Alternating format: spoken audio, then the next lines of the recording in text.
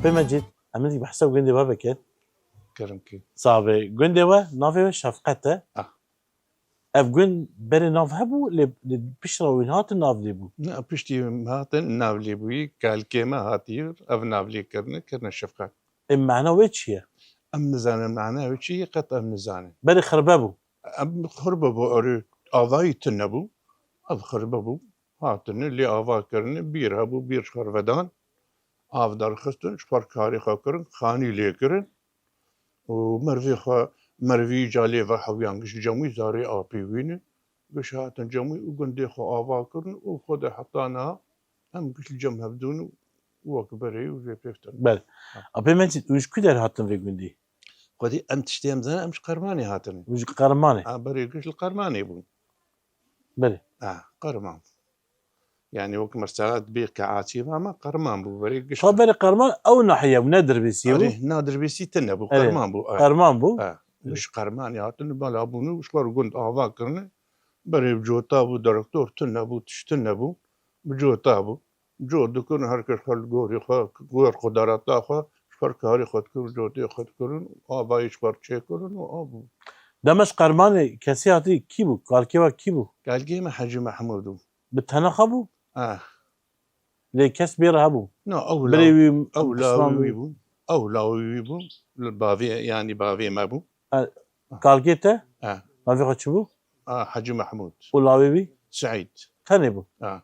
هاتو فير هاتن في دارا وفي دارا فاكرن ومرفي وان جهاتن الوان بحويان يعني مش مرفي وان كيبو مثل دورا كي هاتن فير بخدي مرفيان خالي ما حجمني حج علي بو حالي ما حج كرمو بو عابي ما حج داود بو عبانا بسماوينه خالي ما حجمني حج محمد أو جهات نقياش أو جهات نجمع بدو قش حجمني شيخ أبو حج حيابو يعني قش هات نجمع بدو وش قرر كي جوتي خو قريدان وكاري خود كرن وأبو جوتي بري تديبو تديبو أو جوتا جوت تالي أجاشت من ناديته يعني كي جوتا كوي دامي كيبو مزني وا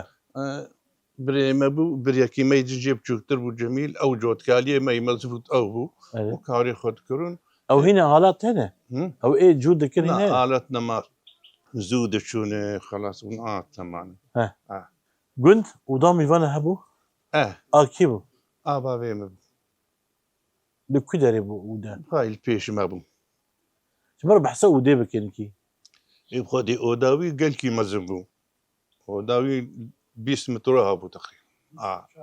24 متر ميم 24 متر بأوداوي ود أيام عشائر دا بوتشيكو يعني مرفاني ما كيش تشيكي ما كيش الفرفد حويان يعني مشاكل ما مشاكل طبعا بدي يعني عشائري بوقش يعني هات الأوداوي حل ذكر المشاكل أبي ما سمعلي حج درويش بو حسين بو إيد بو فرحان عيسى بو قش يعني شو مشاكل شي كيش شيد بو قش هات فيدا الأودا بافي حل ذكرن طبعا بوامبون اختياري ما أوبون